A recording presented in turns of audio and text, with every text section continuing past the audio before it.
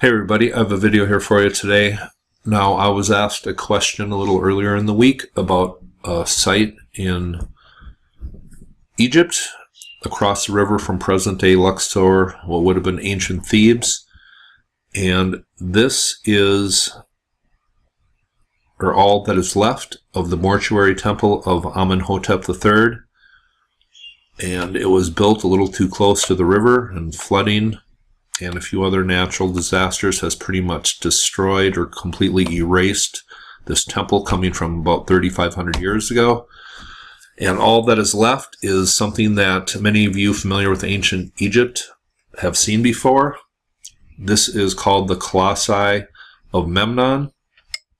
And these are two huge statues of Amenhotep III that would have marked the entrance to this ancient temple. And if this ancient temple was around today, it would have been one of the greatest sites in ancient Egypt. And these two statues weigh somewhere between 700 and 1,000 tons. And they are carved out of single pieces of granite, and they were shipped either up or down the Nile River. There's a little bit of discrepancy where these originated from.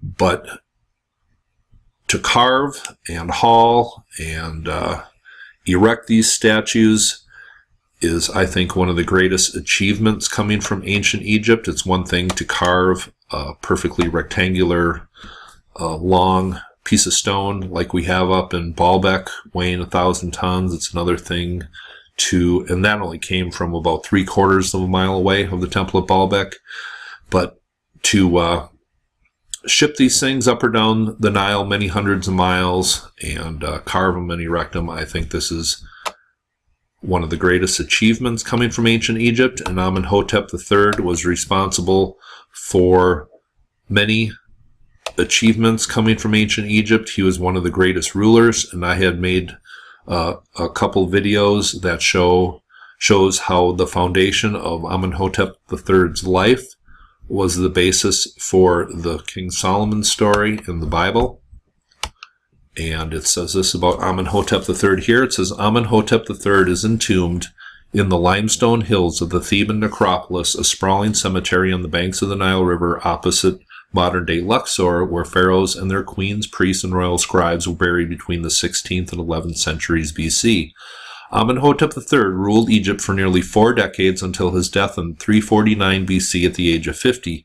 His reign was marked by prosperity, political stability, and the creation of some of ancient Egypt's most magnificent complexes.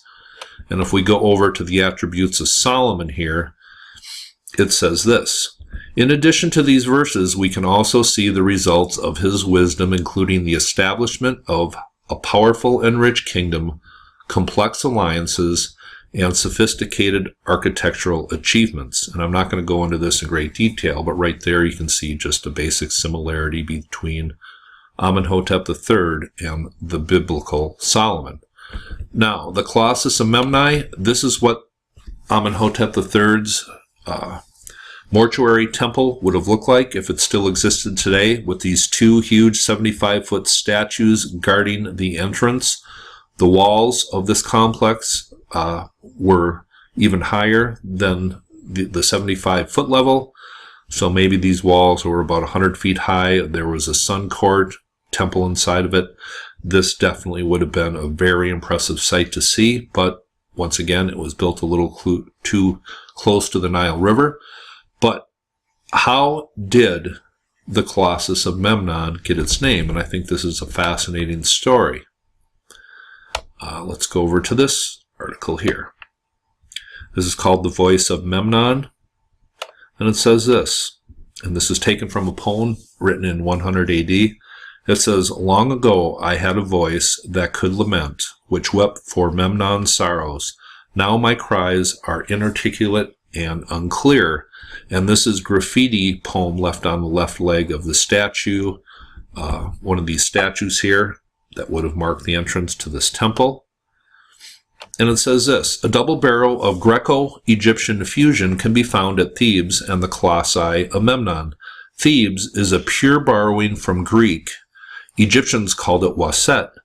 taken from the city of Thebes on the Gulf of Corinth, but naming the statues for Memnon is a much more complicated story. It says the colossi are roughly 18 meters tall. It's hard to say exactly, as they suffered some damage and are partly buried around the base, and in the neighborhood of 700 tons apiece. The gigantic sculptures are actually of Amenhotep III, who lived most of 1,000 years before the heyday of the ancient Greeks. Memnon, on the other hand, was a figure in Greek mythology, half human, half god. His human side was his father's, the Egyptian Tithonus. His divine side was his mother Eos. How did the identification of the statue get transferred from the pharaoh to demigod? Eos was the Titan of dawn, and after Memnon was killed by Achilles during the Trojan War, Zeus returned him to life with one proviso. He would only truly be alive at the moment the sun rose so that he could greet his mother. For the rest of the day he would lapse into unconsciousness and wait for the next morning. So when the northernmost of the two statues of Amenhotep started making strange sounds when the sun rays struck it in the morning, the Greeks mapped it into their own mythology, and Amenhotep was forgotten. The truly remarkable thing about this is that the cry of the statue is not a legend.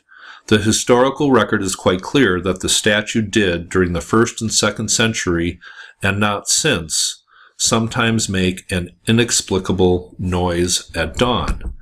And going over to Tour Egypt here website, it says, due to an earthquake in 27 BC, these statues became known for a bell-like tone that usually occurred in the morning due to rising temperatures and humidity. Thus, they were equated by the early Greek travelers with the figure of Memnon, the son of Aurora, whose mother Eos was the goddess of dawn.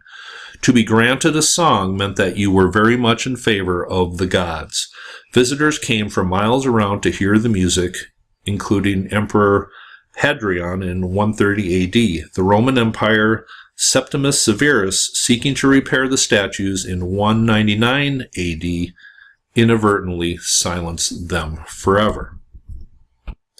So that is the story on how the Colossi of Memnon got their name. It comes from the Greek period of Egyptian history. Just like the Sphinx was named by the Greeks, if you were to go to ancient Egypt, 4,000 years ago and asked to see the Sphinx or the Colossi of Memnon, people would have no idea what you were talking about. Egyptian history was kind of influenced by the Greek, and what we know, some of these monuments, and by their names, it's not at all what came from ancient Egypt, but just a Greek period. I just think it's interesting. These actually made a sound that kind of freaked people out back about 2,000 years ago. That is the story of the Colossus of Memnon. And here is the location of what would have been a great temple if it was around today. And it's just very close to the Valley of the Kings, which is right up here. Amenhotep III was one of the greatest rulers of ancient Egypt. He came from the most famous dynasty, the 18th dynasty, and I think that's where a lot of biblical tales came from. An early edition of the King James Bible came from 3,500 years ago, the exact start of the 18th dynasty. I guess I've run out of things to say. Hope you thought this was interesting. You have a nice day.